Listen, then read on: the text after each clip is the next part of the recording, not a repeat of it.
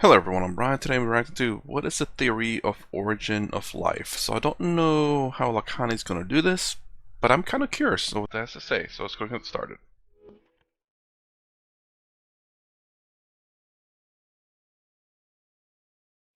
Hope I spoke words there.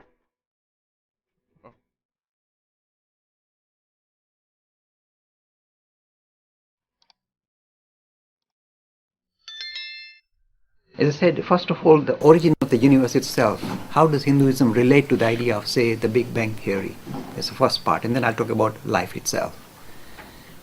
You see, surprisingly, if you look at the theistic Hinduism, which focuses on gods and goddesses as creators, we have the same issue that any Abrahamic religion has. How can you possibly explain this creation by God pressing a button? Where does he live and who started him off anywhere?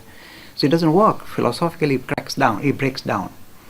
The esoteric Hinduism, which is not personality oriented but principle oriented, it doesn't look for a God in the heaven, is much more comfortable with the theory of Big Bang because it says three things unfold for the creation to come into being. Now this is very close to the modern cosmology.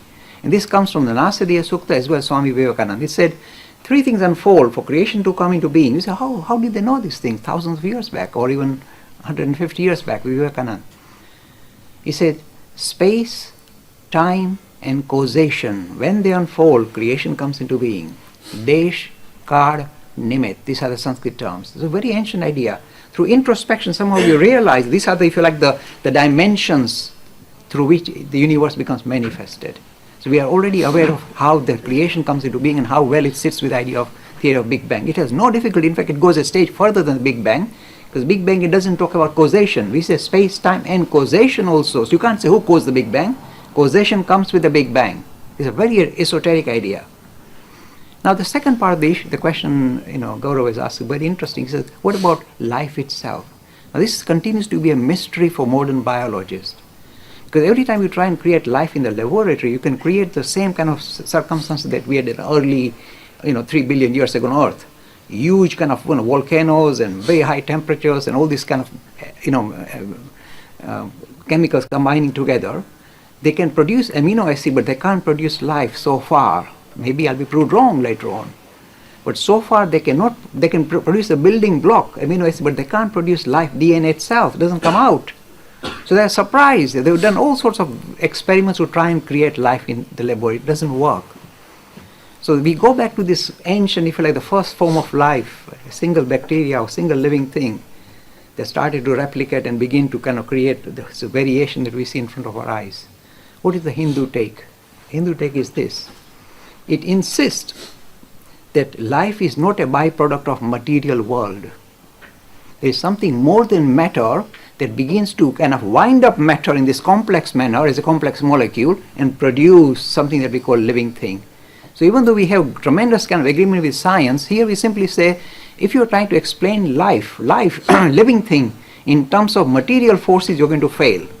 There is something else that is winding up this material, the elements, if you like, the chemicals, in a very complex manner, in a very unusual manner, which can only be described or defined as something which is non-material, spiritual. So we say it is actually when the spirit is trying to manifest itself in the material world, it begins to kind of, in a way, start to kind of form the chemicals in a particular structure and produce, if you like, what we call a living thing. This is a very special feature about Hinduism. It says life is not a byproduct of the material forces of matter, but it uses matter and material forces to manifest itself, but it is not something that comes out of matter. That's interesting. I don't know where science is at the moment. I haven't really run into a video where science says that they're able to create life in a vacuum, in a sense.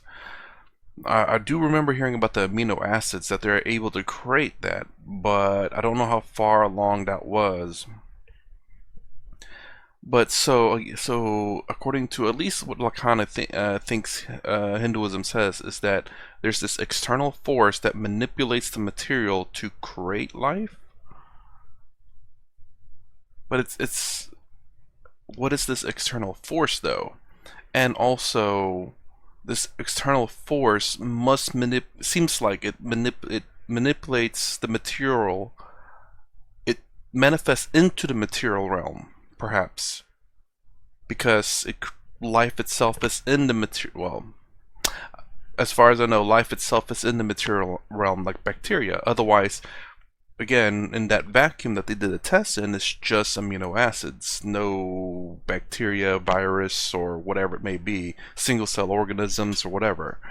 So something I would assume has to manifest in the material realm to create bacteria, and then whatever that is forms the bacteria, so therefore manifests into the material realm.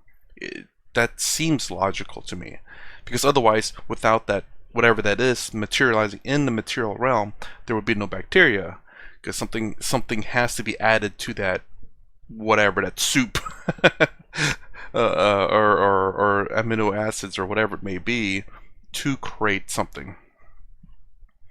So I mean, this is a very short video, but something that was kind of interesting. I was hoping it would be, say, what is the theory of the origin of life based on Hinduism, or how does Hinduism see it that way? That way, I don't know if he was talking about the scientific way, what the scientific says about the theory of life, or what is the mathematical theory of life, or the astronomical theory of life. I was hoping it was for in terms of Hinduism. So it's not quite explained. There's apparently an external force, and what is that force, though? So still the question remains, at least in my book. Anyways, that's my reaction towards the theory of life. If you like my content, please consider subscribing. Thumbs up, thumbs down below. Thanks for watching. I'll see you in the next vid.